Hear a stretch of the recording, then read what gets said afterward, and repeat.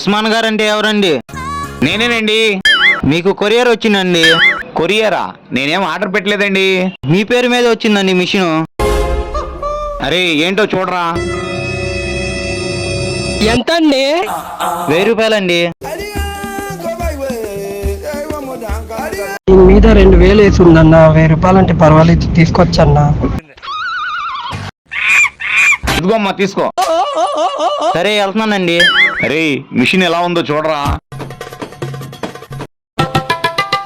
ఏంట్రా ఇది?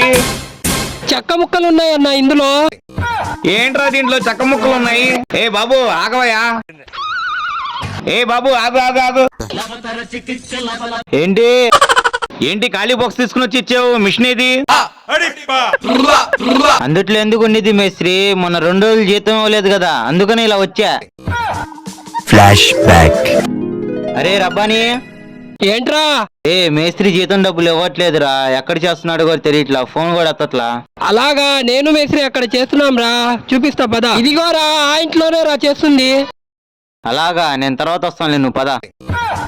అరే ఏంట్రా మీరు ఇలా తయారయ్యారేంట్రా?